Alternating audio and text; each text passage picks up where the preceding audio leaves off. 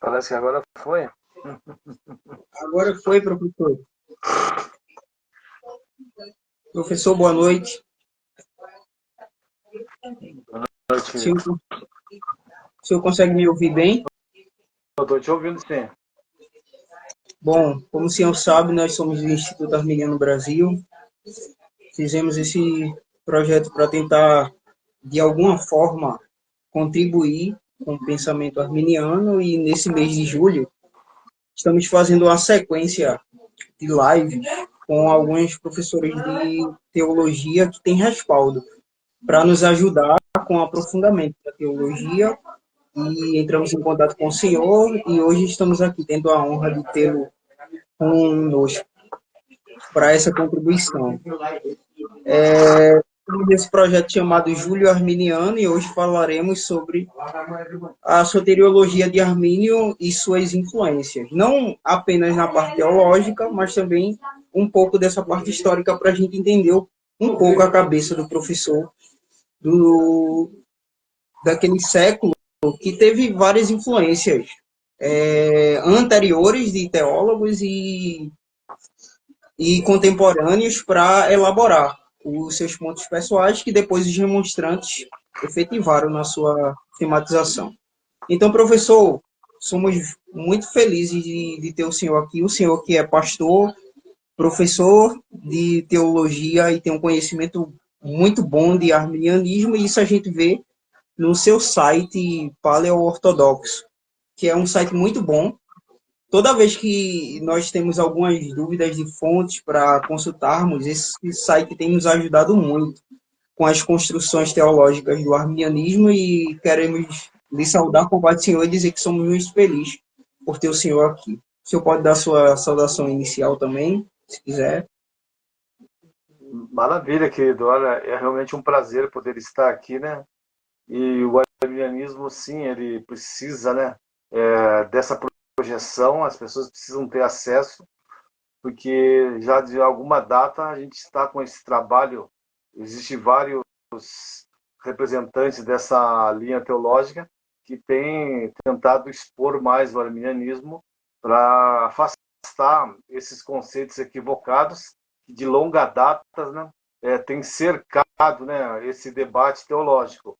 E a gente tem conseguido avançar. Hoje temos muitos materiais publicados hoje no âmbito do arminianismo, e a gente costuma dizer que só se o camarada for desonesto para tentar representar de forma equivocada o arminianismo, ou tiver muita preguiça de leitura, porque além de materiais, né, publicados hoje no Brasil, a gente tem vários sites, né, e redes sociais e páginas que trazem informações coerentes sobre isso aí. Professor, e eu vejo que, principalmente no Brasil, o debate arminiano e calvinista como o debate mais aflorado, né? Que eu tenho certeza que começou com os eventos das redes sociais, principalmente quando os calvinistas, eu acho que pelo menos na minha posição, tiveram uma posição mais veloz no sentido da sua transmissão de produções. E as produções arminianas, por sua vez, elas tiveram uma produção que eu não gosto muito, que é anticalvinista, no sentido de representar uma movimentação apologética. Eu não sei se com mais intenções, mas é porque eu gosto de... Eu não sei se o senhor vê assim, eu queria que o senhor começasse com isso, porque eu vejo que há uma diferença numa produção teológica do que uma produção teológica de sistematização da própria teologia. Por exemplo, eu acho que o arminianismo tomou grandes proporções nas redes sociais, representando um sistema teológico anticalvinista e menos arminiano propriamente dito. De maneira que hoje, quando a gente vai conversar com alguém que se diz arminiano, a gente só vê o raso. Eles só sabem aqueles 5 pontos. Muitas vezes eles não sabem a construção que levou Armínio e os remonstrantes a chegar nas conclusões que eles chegaram da soteriologia. Por exemplo, eles não passam pela teontologia, que é o caráter de Deus, por exemplo, na soteriologia arminiana, é algo que é muito sério para a gente chegar nas conclusões finais. Então, não tem esse comportamento teológico completo e, digamos assim, entre aspas, na medida do possível, sistematizado da teologia, mas fica naqueles 5 pontos e nas elaborações anticalvinistas, para mim, não chega nem a ser o básico da produção teológica. O que é que o senhor acha desse contexto do arminianismo no Brasil e dessa construção tão rasa do sistema teológico arminiano, pelo menos na minha opinião, na minha posição? Olha, eu acho que seria esperado que isso viesse a acontecer, exatamente porque, primeiro, o Brasil não possui teologia. Tá? A nossa realidade é que não existe uma teologia nacional. E ela não existe não só no âmbito da soteriologia. Então, quando você recebe essas obras americanas, que nem um livro que trata, por exemplo, de eleição do Robert Schenck, tá? Isso aí, na verdade, são materiais publicados nos anos 70 nos Estados Unidos. Mas ele já tem um lastro teológico e ele já tem uma cultura teológica dentro do ambiente, vamos dizer assim, evangélico, né, americano. O que ocorre? Isso chega no começo da segunda década, praticamente aqui no Brasil. Não existe uma cultura teológica nas igrejas. Os seminários, na verdade, são muito amadores. Então, o que a gente teria que fazer para melhorar isso? Através dos seminários organizados, tá? À medida em que os alunos estão estudando, você tem que dar direcionamento para as teses de formação de curso, trazer esse foco, porque, na verdade, o que as pessoas tinham disponíveis tá? Era a crítica forte ao calvinismo, o acesso às obras do Armínio, ela na primeira década praticamente desse século ela não ocorre, aí depois chega as obras. Nós no Brasil não temos uma cultura de leitura, as pessoas começam a estudar, começam a ler e elas têm dificuldade de se ambientar com linguagem teológica. Então, assim, tem um bojo todo complexo para essas questões. E aí, o que as pessoas acabam fazendo? Hoje, o que acaba direcionando é vídeo. Tá?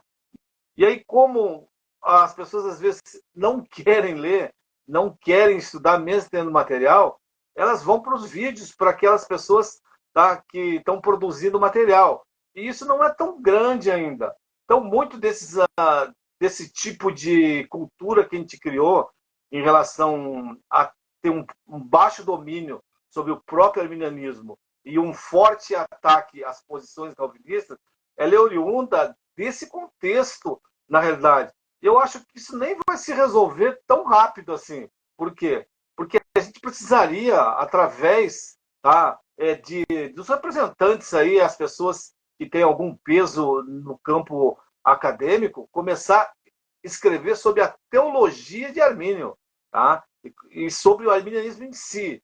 As obras de autores nacionais que nós tivemos, por enquanto, elas, na verdade, são mais representações daquilo que já foi escrito e publicado em português e não tem originalidade, na verdade. Então, essa vivência, isso tudo que a gente está ocorrendo, seria de esperar que a primeira geração de arminianos, no contexto brasileiro, não ia conseguir avançar muito.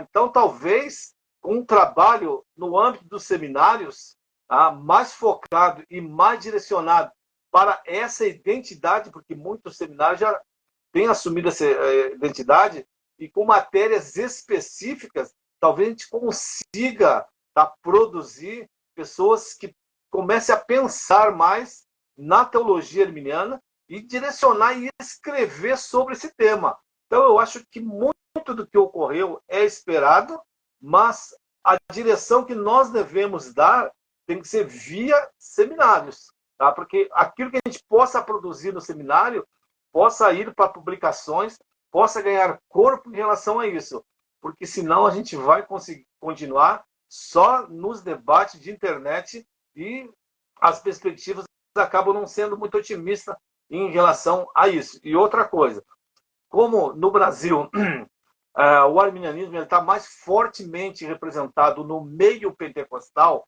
vamos colocar assim, tá? Não que o pentecostal ele entenda completamente o que é o arminianismo, tá? E o pentecostalismo no Brasil não tem uma representatividade teológica muito expressiva, isso acaba ficando mais agudo ainda. Tá? Então, eu acho que os problemas são de estruturas. Por que isso ocorreu? São, na verdade, de estruturas. E aí teria que, na verdade, dar-se passo em outras direções para conseguir se produzir, tá, alguma coisa mais sólida no âmbito da formação da teologia arminiana. Professor, o senhor falando, e eu concordo com tudo. Tudo que o senhor analisou foi uma análise muito precisa e bem analisada com a realidade. E não precisa ser muito profunda para isso, é só analisar a realidade do Brasil holisticamente, completamente, com todo. Duas coisas que eu queria também tratar, e para mim vai ser de suma importância ouvir o senhor. O primeiro aspecto é que nessa produção de teologias sobre Armínio, por exemplo, a gente percebe duas coisas. Aqueles que não focam no arminianismo em si, na teologia arminiana em si, propriamente dita, como o senhor falou, mas que isso se desencadeia num segundo ponto, que seria repetições. O senhor muito bem falou de obras teológicas reprodutoras daquelas obras que foram traduzidas. Então, são traduções de traduções, repetições de repetições. E existe um problema muito grande. A gente sabe que Armínio, como doutor em teologia, principalmente no âmbito da esfera da divindade, que foi a tese de doutorado dele, que ele defendeu muito bem, a gente percebe uma coisa, de que ele foi um autor, pelo menos nesse âmbito, de uma grande expressividade em sua época. Poucos teólogos acompanhavam o raciocínio de Armínio e as construções dele, mesmo naquela época. Então, eu penso que Armínio não precisa de repetidores, né? Não precisa de uma instituição que só faça repetir como um papagaio ou como um computador faz, por exemplo, que nem precisa dar razão para isso. Mas que precisa de pessoas que entendam o seu raciocínio, acompanhem, pelo menos com um esforço mínimo, esse raciocínio e comece a aplicar para outros âmbitos da teologia, para não ficar somente focado no âmbito da soteriologia e nem na própria guerra que existe, por exemplo, aqui nas redes sociais, entre arminianos e calvinistas.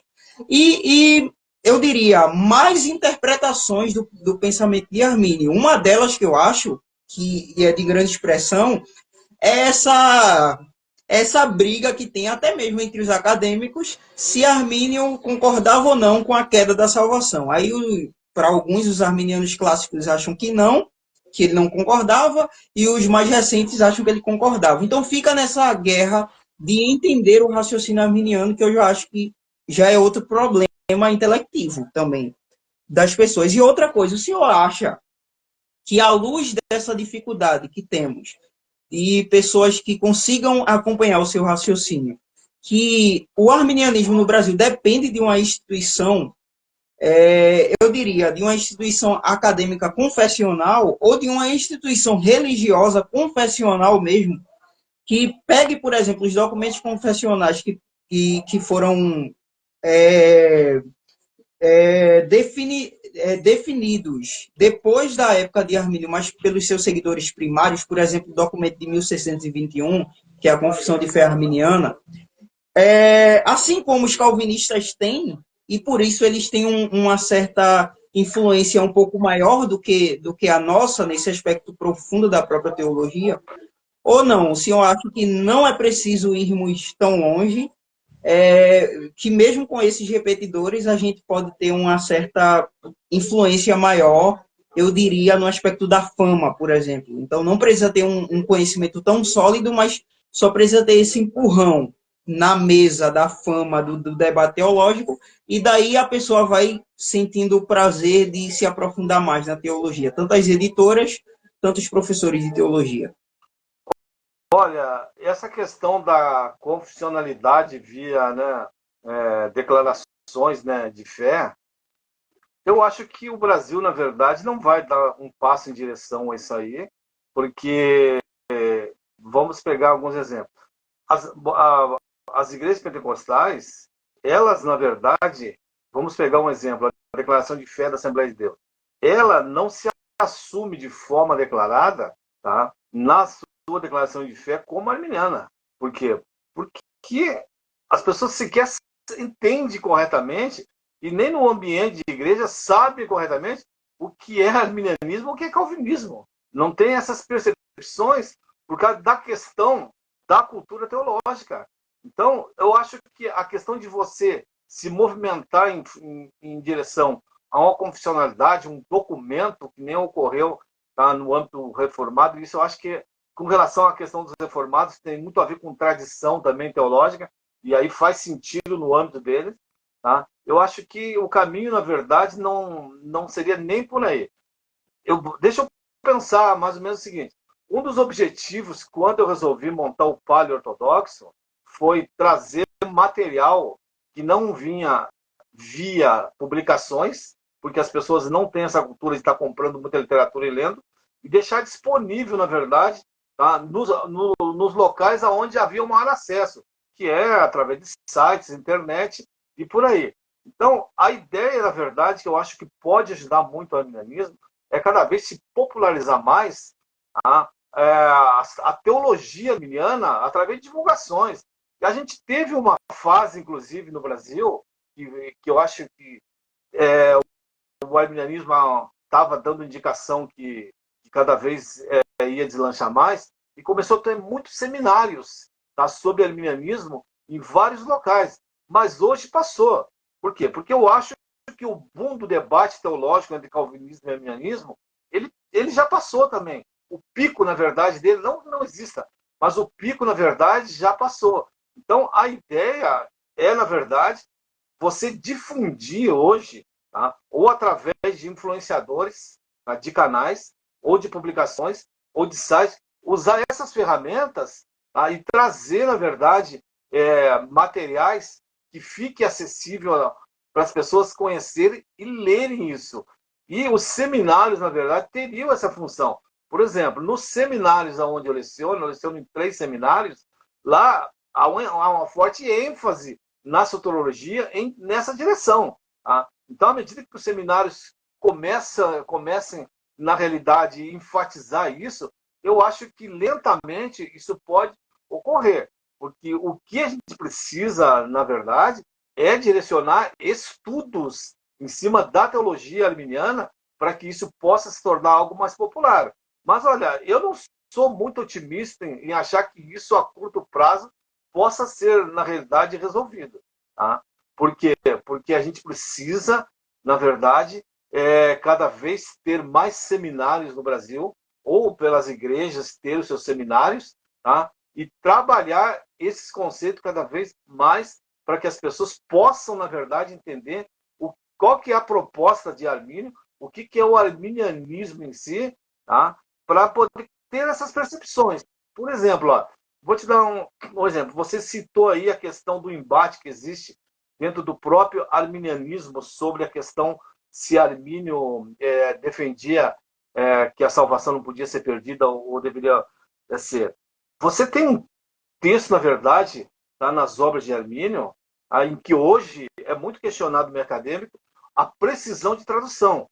A editora Reflexão publicou a Declaração de Sentimentos do Armínio, e eu esqueci o primeiro nome do autor, o segundo nome, eu acho que um dos nomes é Gunther, e ele traz, na verdade, isso, e ele traz a tradução corrigida, na verdade, por causa de um erro que havia, que dava a entender que ele, de fato, não acreditava nisso. Mas, pelo visto, as pessoas não têm nem conhecimento dessa obra e do que está contido nela, porque ele enfatiza o equívoco que houve nas traduções inglesas em relação a isso, que dava a entender que Armínio, de forma alguma, aceitava a possibilidade disso aí. Mas não é isso que essa obra do Gunther demonstra. Tá? Inclusive, eu tenho um artigo que eu traduzi, tá? Tem uma editora que publicou uma obra agora sobre Armínio e trata, na verdade, dessa questão com vários artigos em que isso vem à baila em outra obra, esse problema de tradução. Então, assim, esses detalhes, eles acabam levando numa direção, por exemplo, hoje nós temos pessoas que se identificam como arminianas e eles acreditam que o arminianismo clássico não aceita a perda de salvação, o que é um equívoco à luz de novas pesquisas na realidade. E aí fica se entendendo que a perda de salvação é só uma característica do arminianismo wesleyano, e na verdade não é a realidade. Então, assim, esse tipo de percalços que tem surgido dentro da própria casa, vamos dizer assim, arminiana, ela é oriunda, na verdade, desse baixo nível de conhecimento que existe sobre o quanto que a teologia arminiana tem evoluído no contexto, pelo menos americano, e tem chegado para cá, mas as pessoas não têm se atentado para essa questão aí.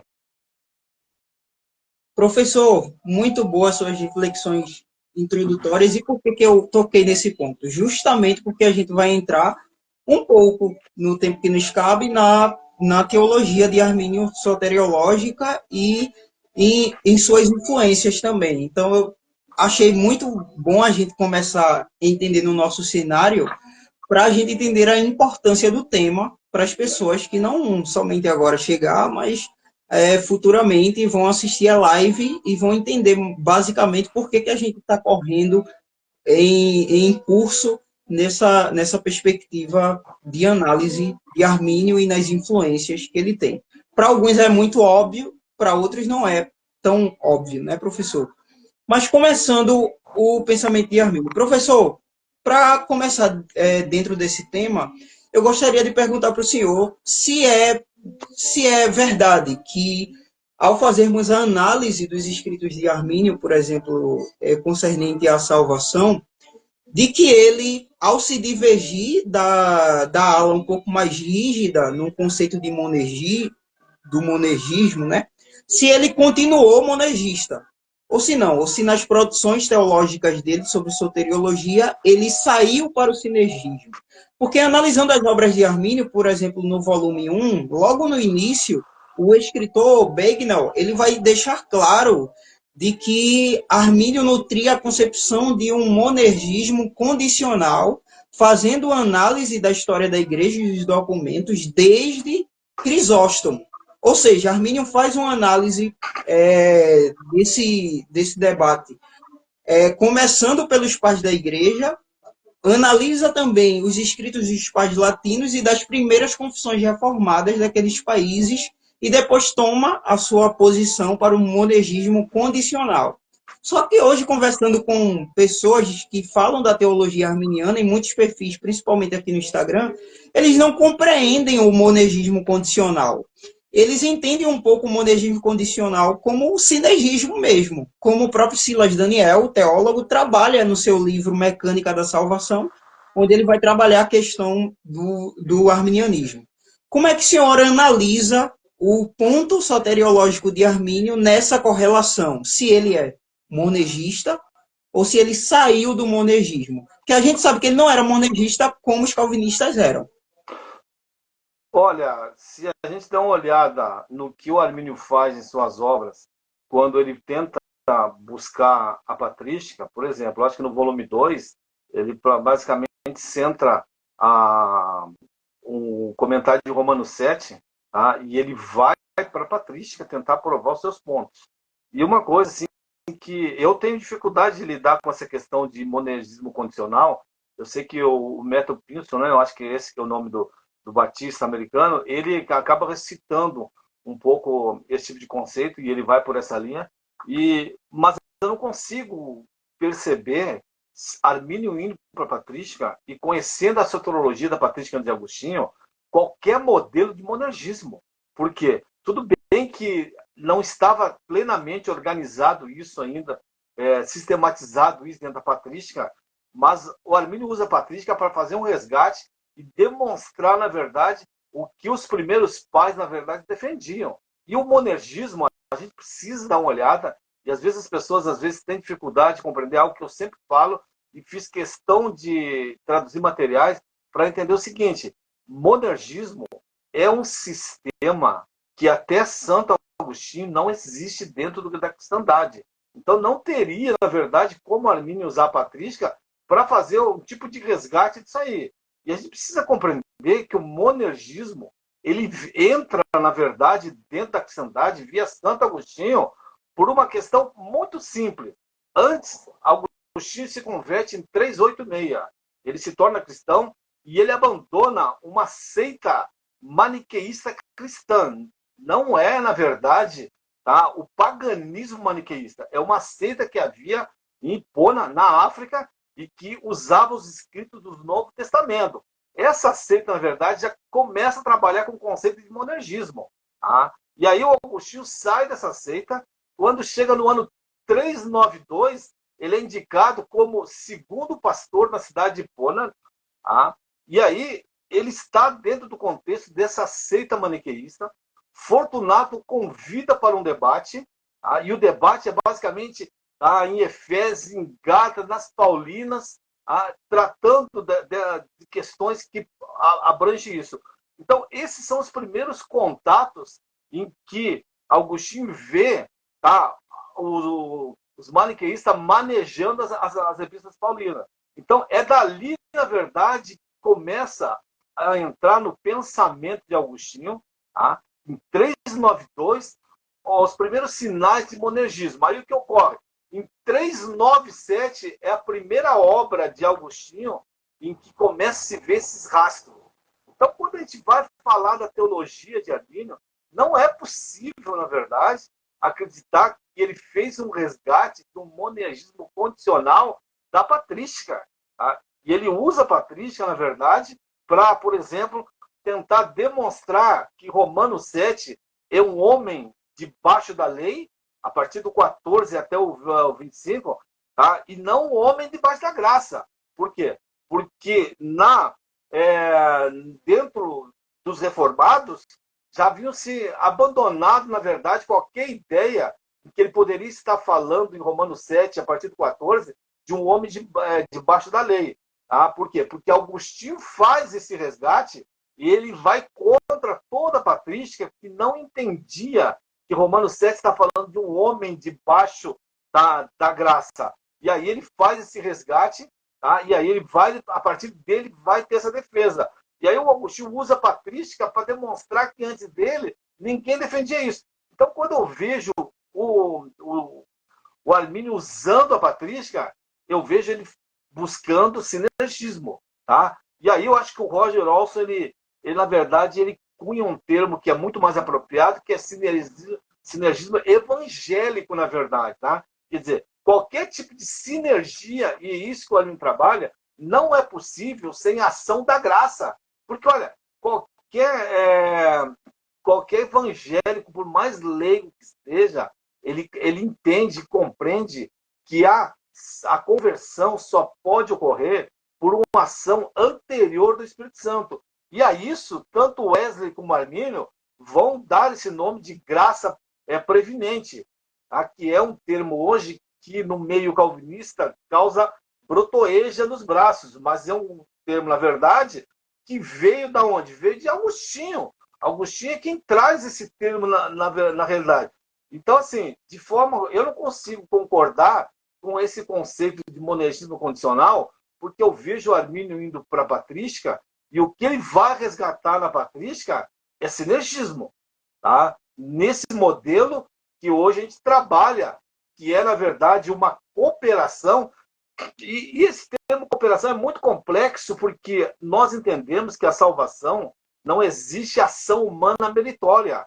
Tudo que ocorre em relação ao homem respondendo à graça é o preenchimento de uma condição que é a fé. Então, o homem, na verdade, a cooperação dele é preencher uma condição para que a graça possa salvar. E a gente precisa desfazer esses pontalhos como que se o ato de fé fosse a parte da graça e não fosse possível, na verdade, tá? Então, o homem crê de forma alguma, tá? Uma graça, ela age, na verdade, e propicia essa situação. Então, o que eu vejo, na verdade, em Armínio, é uma sinergia nesses modelos. Professor, muito, muito perfeita a sua análise. O senhor tocou muito no assunto do sinergismo evangélico, que foi trabalhado por Walson, e falou também do aspecto da graça nesse resgate de Armínio, com a participação humana, nesse resgate de Armínio com os pais. Outra coisa que eu acho interessante nesse aspecto agora da graça, que Armínio trabalha, por exemplo, a graça preveniente, é ele citando Fulgêncio. E eu acho que é até razoável entender por que, que os calvinistas eram contrários às produções dele, nesse resgate, por exemplo, no próprio conceito da preveniente graça. E ali Armínio vai dizer que, pela preveniente graça, e Armínio vai citar Fulgêncio, vai dizer que ele dizia o seguinte, que por mais que Deus tivesse eleitos, né, porque ninguém vai negar a própria eleição, os homens poderiam crer, sendo predestinados ou eleitos ou não. Eles poderiam crer com a ajuda da sua graça preventiva e com a continuidade dessa graça subsequente. Para as pessoas que não estão familiarizadas com esses termos ou essas caracterizações da graça, porque como Armínio também vai citar Agostinho, e citando Agostinho, Armínio vai dizer que a graça é una. Ela não tem diferença essencial. Graça continua sendo graça, ela é una, mas ela vai se divergir no sentido da sua composição ativa no homem, real no homem. Ou seja, uma é preveniente, uma é subsequente. Uma é suficiente e outra é propriamente eficaz para dar continuidade. Então, eu queria que o senhor trabalhasse isso em um aspecto um pouco mais profundo. Como é que Armínio vai definir essas questões? Como é que o senhor pode explicar para a galera aí a graça preveniente, a graça subsequente, suficiente e eficaz na composição teológica de Armínio? Olha, às vezes se pensa muito em que Armínio vai entender que a graça só age através da pregação. E aí que ela libertaria o arbítrio, né, para que o homem pudesse crer. Mas olha, você tem textos nas obras de Armínio, e ele fala, tá, que ele diz o seguinte: o homem não nasce sem graça. Tá? Por quê? Porque nós temos um mundo onde existe uma graça agindo. E como o arminianismo ele defende a depravação total, ele crê que o homem é incapacitado para ir a Deus, a parte de uma ação graciosa de Deus. Então se compreende, e eu acho que depois o wesleyismo vai trabalhar isso de uma forma muito bacana, em que essa graça que age antes da pregação, e o Armínio defendia isso, ela atenua os efeitos da depravação total. Esse é um ponto que eu acho que é importante. O Armínio vai falar isso. E do jeito que às vezes as pessoas representam essa graça anterior em Armínio, que ela só viria através da pregação, parece que Armínio seria, na realidade, tá, um exclusivista, que acreditaria, então, em que uma pessoa não poderia ser salva a parte da pregação do Evangelho. E não é isso que você vê nas obras. Ele fala, na verdade, de ações extraordinárias que pode ocorrer também, e isso vai ser um entendimento mais aberto sobre a teologia de Armínio. E aí, a partir do momento em que essa graça age, e essa graça vai agir, então, em direção ao ser humano, através da ação do Espírito Santo, e à medida em que o arbítrio, então, ele é liberto, o indivíduo pode responder positivamente ao apelo da salvação. E aí, a partir do momento em que o indivíduo crê, a graça não é que muda, como você pontuou, não é que muda. Agora é uma outra graça, não. A forma em que a graça pode agir. E aí, como a gente entra numa questão de perseverança, eu sempre gosto de pontuar o seguinte, que a graça sempre vai estar, na verdade, na vida do cristão, e o ser humano não consegue perseverar a parte da graça, porque ele é totalmente... Então, quando o Armínio ele trabalha um pouco essa questão, inclusive, quando ele fala, eu acho que ele bebe um pouco em Agostinho aí, quando ele fala sobre aquelas pessoas, tá, que os eleitos, né? Porque ele faz uma distinção, ele vai dizer que eleitos, na verdade, são aqueles que perseveram até o fim. Não é que... Porque o Agostinho, ele tinha dois conceitos, na verdade, sobre salvo.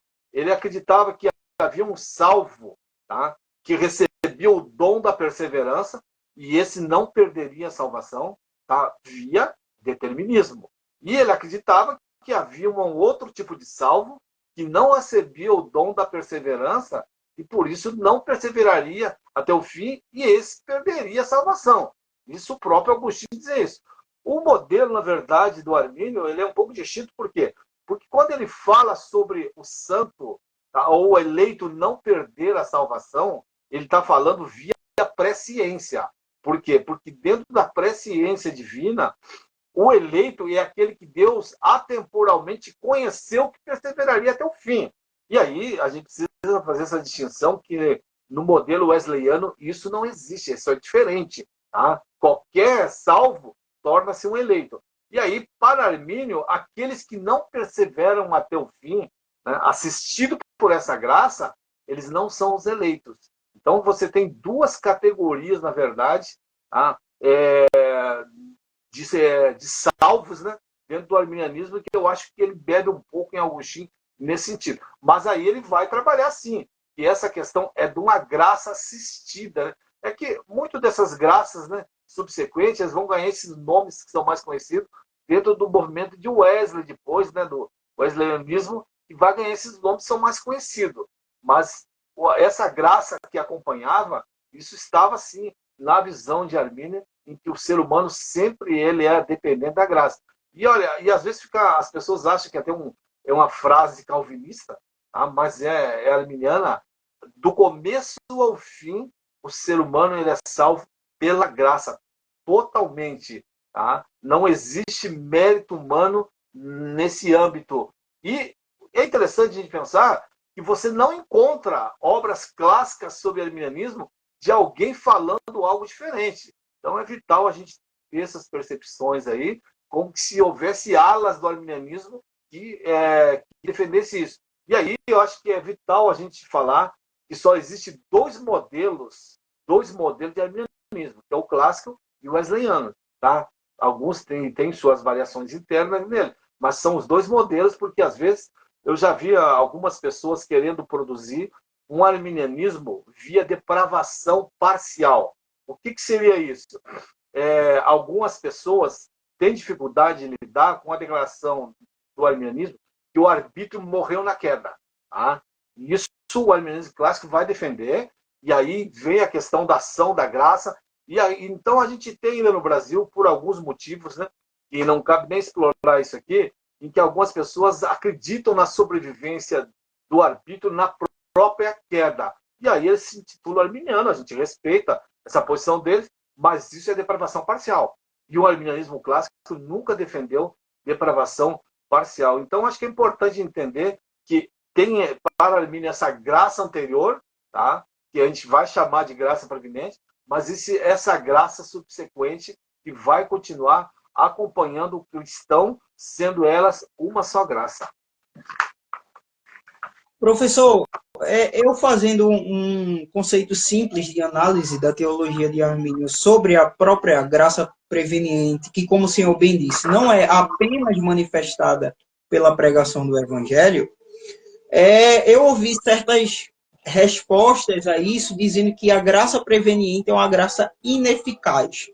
Dizem os opositores, é uma graça ineficaz porque ela não é eficaz para todo mundo. Se não é eficaz para todo mundo, não se torna eficaz. Então fica como se fosse um jogo de tudo ou nada na teologia. E a gente sabe que em assuntos teológicos, principalmente tratando de condenação e de salvação, nós precisamos ser prudentes e saber que não é um jogo de tudo ou nada. Não é porque não se torna eficaz na vida daquele que resiste, haja vista que nós nunca acreditamos na história numa graça irresistível, né? Sempre numa graça irresistível. Isso nós encontramos no documento de 1610, dos próprios remonstrantes, quando elaboraram em 1610 as suas próprias documentações. E penso que também em Wesley nós encontramos a doutrina da graça resistível e não irresistível. E entendendo, então, que pela possibilidade dessa resistência, pelo dever defeito, pelo estado de deficitibilidade daquele que resiste, é que essa graça não se torna eficaz nele. Mas não porque a graça é ineficaz em essência, mas em contato acidental com a deficitibilidade daquele que resiste, desvirtuando, então, o objetivo primário e final da própria causa dessa graça. O que é que o senhor responderia para aquele que diz que a graça preveniente é uma graça ineficaz, professor? Bom, na verdade, se você coloca um óculos de uma cosmovisão determinista, você sempre vai ver a graça preveniente como uma graça eficaz. Tá? Mas aí você está partindo de pressupostos deterministas para fazer uma análise. Agora, no arminianismo, a graça preveniente, ela não leva necessariamente à fé. Ela cria a condição para que, se não resistida, leve à fé. Tá? E aí, lógico que você vai trabalhar com um conceito de graça resistível. E isso, para aquele que está com um olhar determinista, nunca vai, na verdade, acreditar que essa graça, né, essa graça, na verdade, possa ser eficaz. Por quê? Porque eles não trabalham, não aceitam o conceito de resistência, porque eles têm um outro conceito de expiação, em que a expiação ela deve ser só para aqueles que vão aceitar. Tá? Então, está muito atrelado a toda essa realidade. Por quê? Porque eles entendem que uma expiação produzida, se não aceita, ela seria desperdiçada, na verdade. Tá? E aí, quando eles olham para essa graça agindo, eles querem ter essa visão da graça irresistível. Então, é importante para o leitor ele fazer essa diferença de como a graça, porque a graça que age antes da conversão no calvinismo também é uma graça preveniente, tá? Porque é a graça que age antes, ok? Só que ela, na verdade, só vai agir no monergismo em direção àqueles que são eleitos, porque o que não é eleito não vai estar exposto a essa graça. E sim aquela graça que eles chamam de graça comum, que não serve salvificamente para nada. Agora, na graça preveniente, tá? Ela vai agir em relação ao perdido, tá? Como o próprio nome diz, que ela é preveniente, mas com a possibilidade da resistência. Tá? Então, muito do que se coloca é porque o ponto de análise é um ponto determinista. Tá? Eu já ouvi até críticas, inclusive, porque, devido à ação da graça preveniente, alguns acusam o arminianismo de defender uma depravação hipotética. Tá? Então, por causa da ação. Porque o ser humano, até o Wesley diz assim que o ser humano, na verdade, ele nasce já com essa graça, já atenuando os efeitos da depravação. E aí eles vão fazer essa acusação, tá, sobre graça hipotética. Mas a gente precisa ter em mente que esse tipo de acusação ele vem de uma perspectiva, tá, monergista. Tá? E aí, para a gente poder analisar como que é o caráter, como que é a natureza da graça preveniente pela perspectiva arminiana, que, em relação ao alinhamento bíblico, você tem versículos que brotam em todas as escrituras do ser humano resistindo à vontade de Deus. Então, tem uma questão muito mais ampla aí para se analisar em relação a isso, e algumas das conclusões, os deterministas, às vezes, eles não querem reconhecer e não aceitam muito em função disso. Mas eu acho que hoje em relação ao meio acadêmico, atenuou um pouco a crítica do calvinismo em relação a alguns aspectos do arminianismo, em função da literatura arminiana, porque hoje muitas questões estão suscitadas e colocando um pouco o calvinismo, tá, na corda. E um dos problemas hoje que eles não respondiam, pelo menos contexto americano e brasileiro, em que hoje eles têm que responder, é a relação estrita que eles têm com o maniqueísmo cristão. Então, hoje é uma preocupação que eles têm para tentar descolar isso. O que aconteceu com o arminianismo quando buscou se descolar do pelagianismo e do ser pelagianismo. Tá? E hoje a questão voltou um pouco para lá. Mas a gente precisa olhar a questão dessa ação, dessa graça, pelo olhar em que o arminianismo e os autores clássicos arminianos a descrevem. e não por uma ótica determinista, na verdade. Professor, eu acho uma falha nessa concepção, justamente porque se o arminianismo entendesse um aspecto da vontade absoluta, por exemplo, vamos falar da vontade de Deus, porque está atrelada com o fato dele querer ou não e derramar a sua graça, tanto suficiente como eficaz. Então, falando justamente dessa vontade, se Deus só tem uma vontade no aspecto absoluto e ela não acontece, por exemplo, na nossa visão de expiação, que é ilimitada, e por incrível que pareça, alguns calvinistas modernos têm adotado essa perspectiva da expiação ilimitada também, eu não sei como, mas tem. Então, entendendo então que Deus só tem um aspecto só de uma vontade absoluta e ela nem sempre se cumpre, logicamente, aí sim, até eu concordaria que existe falha na própria eficácia da graça e tanto da vontade de Deus. Mas, como é a concepção arminiana, se Deus quer por uma vontade condicionada, então o fato da graça não ser ativa naquele que resiste pela sua própria deficitibilidade é o resultado da ineficácia do indivíduo e não da ação em si da própria graça que é condicionada e oferecida por essa vontade condicionada da parte de Deus.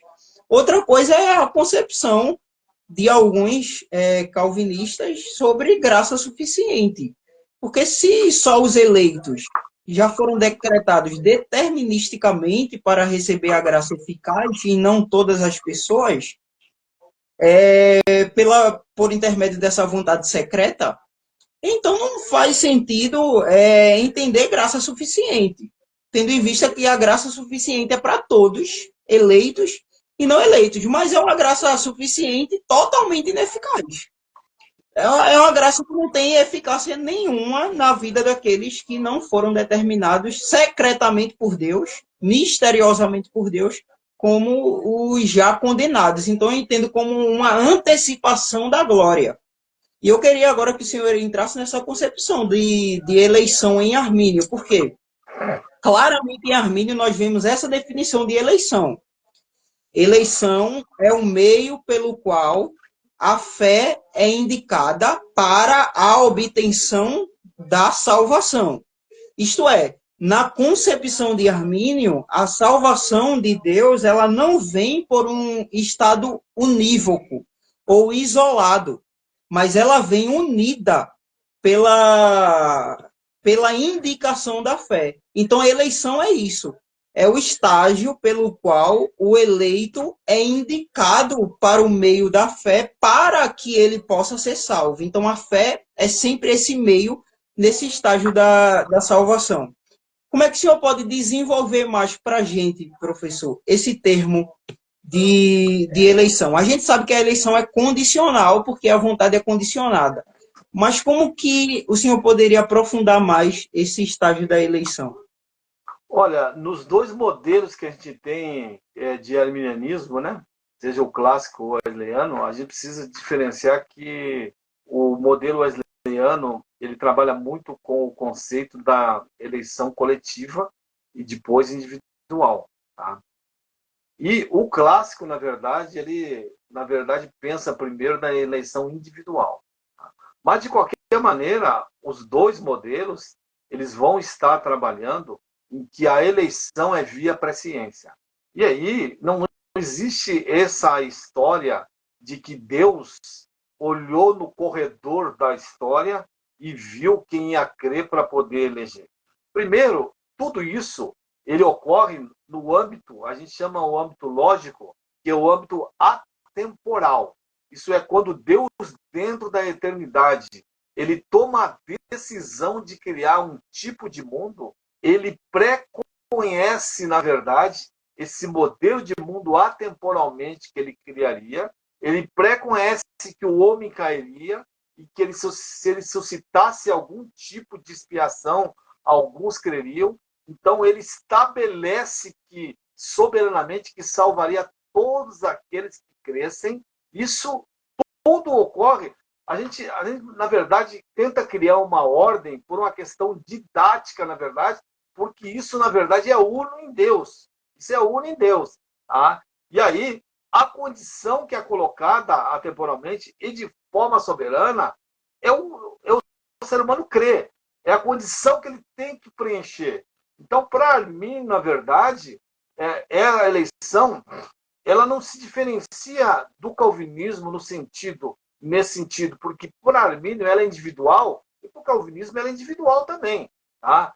Mas o que ocorre é que no calvinismo ela é incondicional e no arminianismo é condicional. Tá? Porque eu sempre digo que não há como um monergista, né, saber se é um eleito, porque não existe critérios dentro desse modelo para saber se alguém é eleito ou não é. Ele pode pressupor, na verdade, ser um eleito por causa da questão até dos frutos da vida cristã. Mas isso, na verdade, nesse modelo, pode ser uma armadilha por causa do famoso comentário de Calvino, de Hebreus 6, do 4 ao 6, onde ele fala de graça evanescente. Agora, já no arminianismo, tá, esse conceito da condicionalidade, ele implica, na verdade, que à medida que nós estamos unidos em Cristo pela fé, nós somos eleitos, nós somos salvos. Então, existe uma condição. À medida em que você está unido a Cristo, você é um eleito. Tá? Então, essa condicionalidade, ela te permite você ter, na tua existência temporal, uma segurança em relação a você estar em Cristo. Tá? O que o outro modelo, na verdade, não possui. Tá? E aí, quando o arminianismo avança mais, depois que o Wesley, o grande resgatador, né, depois do arminianismo, aí vem a questão do coletivo, da eleição coletiva, tá? Em a medida que se compreende que Cristo é o único eleito e todos, na verdade, estariam nele. E o interessante é que esse é o modelo que ele domina de forma maciça as igrejas pentecostais brasileiras. Tá?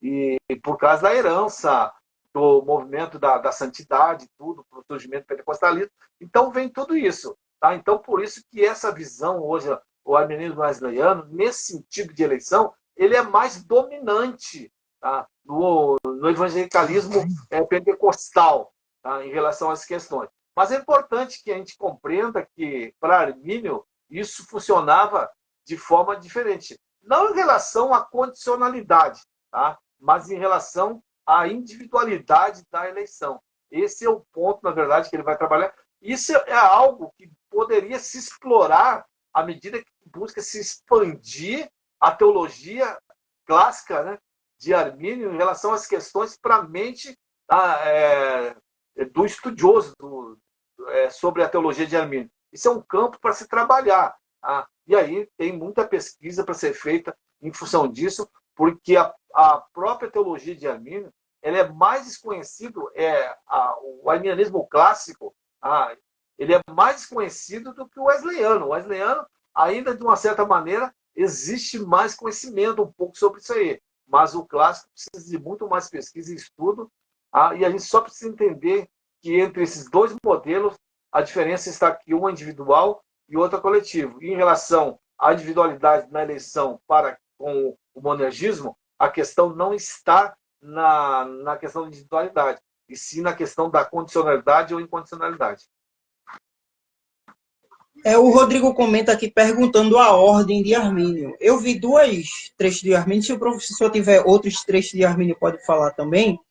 Eu vi dois trechos em que Armínio, ao fazer a organização da ordem, tanto de eleição e tanto de fé como meio para a obtenção da salvação, ele diz o seguinte: olha, a eleição deve preceder a fé, porque ele diz que as escrituras sagradas, elas não compreendem uma fé prévia em alguém, a qual não foi recebida atualmente.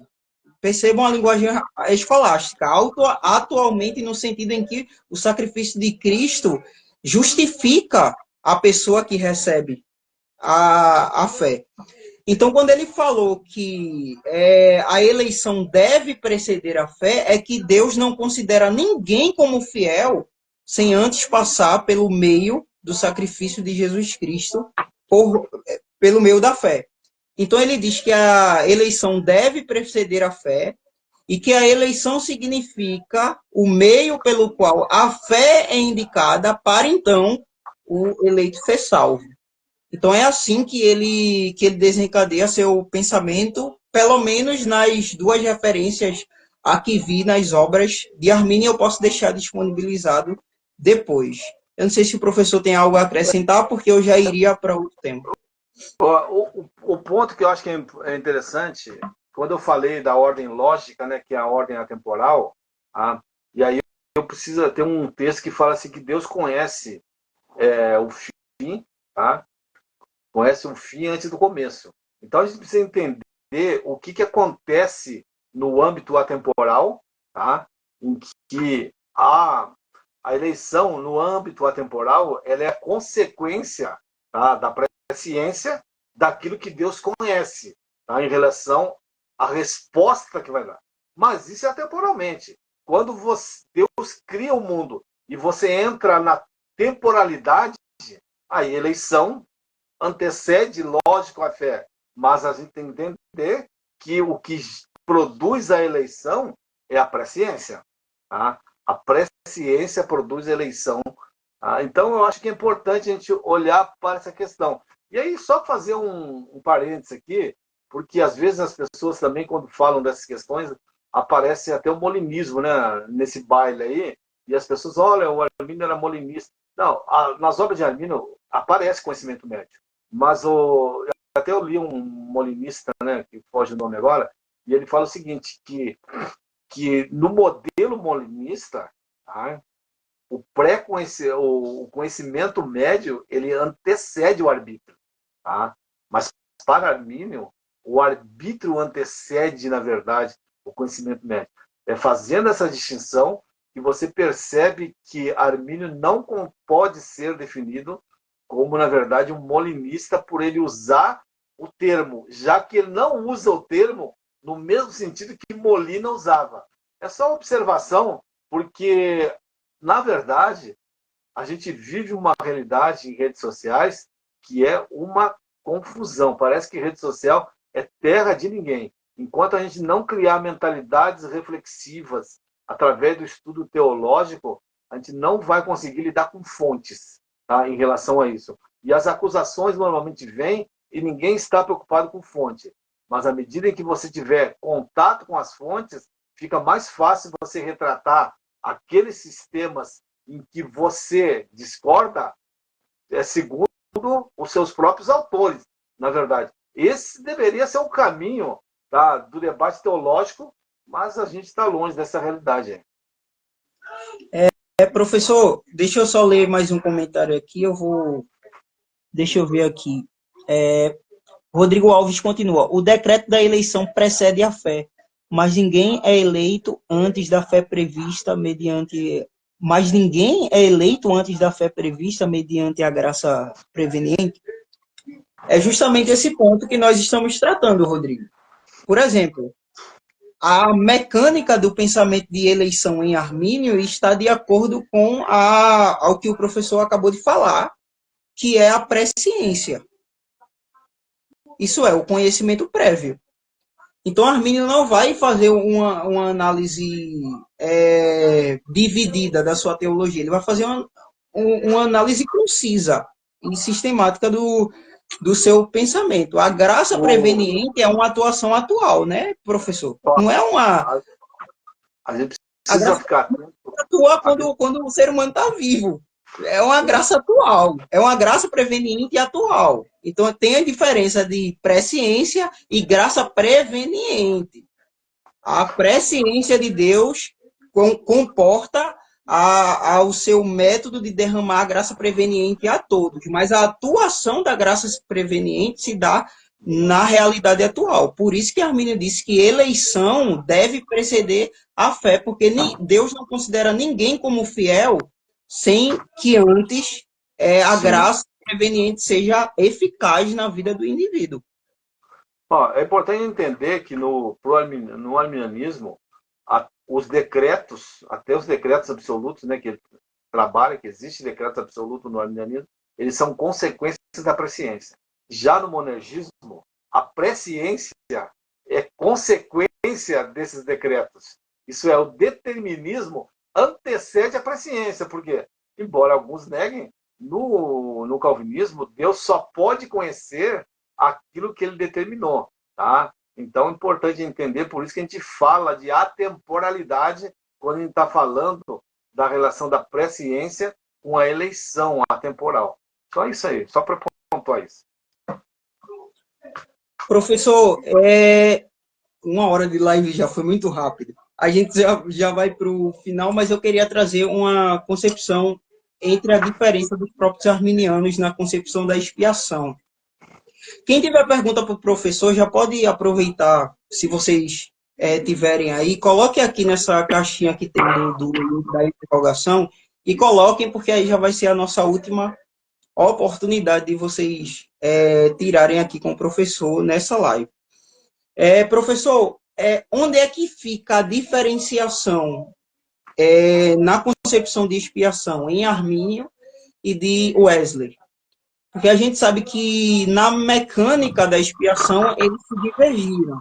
Mas muita gente não aprofunda essa concepção. Por que Wesley se divergiu de Armínio? Por que Armínio pensava expiação daquele jeito? Embora que ambos acreditavam na expiação ilimitada, mas por que a mecânica da expiação é diferente em Wesley e em Armínio? Olha, antes da gente entrar nessa questão, eu só queria fazer um parênteses aqui, e eu preciso fazer essa citação aqui, em relação um pouco da história do arminianismo brasileiro. Tá? Talvez as pessoas que estão aí há 10 anos tendo contato com isso aí não vão saber disso. Mas se o arminianismo brasileiro tem uma dívida com alguém, ela tem uma dívida com uma pessoa que hoje você não encontra mais nas redes sociais, que é uma pessoa chamada Paulo César Antunes. Paulo César Antunes foi o criador de um site que hoje não existe mais, que se chamava arminianismo.com. Ele foi o primeiro, na verdade, talvez teólogo do arminianismo, a encarar esses debates e a produzir conteúdo, na verdade, disponibilizando em redes. Então, procure às vezes, ele tem perfil ainda, mas procurem saber quem é, porque eu digo assim que se nós temos uma dívida com alguém, nós temos uma dívida com Paulo César Antunes, que foi uma pessoa muito importante para nós estarmos onde estamos hoje. Ok? E olha, eu vou ser franco que eu não consigo ver muita diferença em relação ao que o Armínio trabalha sobre expiação e ao que o Wesley trabalha. Eu entendo que o Wesley consegue elaborar isso melhor, porque ele já está num contexto, né, mais à frente, e a teologia é um campo muito dinâmico, tá? Mas na base eu entendo que há sim uma proximidade e eu não vejo divergências em relação a isso. Tá? Nunca me apeguei muito em trabalhar muito esses aspectos, né, em Wesley, mas eu acho que eles trabalham junto em que o que ocorre, a provisão é universal, e a gente está falando de provisão com graça irresistível. Tá? E aí que vem, às vezes, essa acusação de universalismo. Porque quem faz essa acusação, ele está, na verdade, olhando por uma ótica determinista, monergista. Porque se há provisão, irresistivelmente ela vai ser aplicada. E aí, a aplicação, a provisão é para todos, mas a aplicação é só para aqueles que creem. Tá? Então, eu acho que, nesse sentido, eles andam junto em relação a isso aí, e eu não consigo ver tanta diferença assim. Pode até existir algumas questões, acho que mais em função de que o Wesley está situado em outro momento, tá? E que a teologia permitiu ele articular isso bem melhor. Bom, vocês têm mais perguntas para o professor? Fiquem à vontade agora. Eu vou ver aqui algumas possíveis perguntas que deixaram aqui embaixo. Deixa eu ver. O Rodrigo falou alguma coisa antes.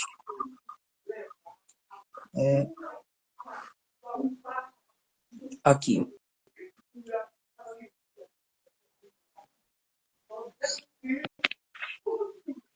Não, foi aquela questão da ordem, professor. Olha, da eleição. eu queria inclusive indicar, né, para as pessoas que gostam da estudar teologia arminiana, o paleortodoxo.com, tá? É um site que tem muito material, a gente tem mais de 500 artigos lá traduzidos, e você tem muito material sobre teologia arminiana, inclusive tem um artigo que é só sobre graça preveniente em Armínio, e tem até o histórico da graça preveniente dentro da cristandade. Então, acesse o paleortodoxo.com e você encontrará muito material sobre teologia arminiana para você estar estudando.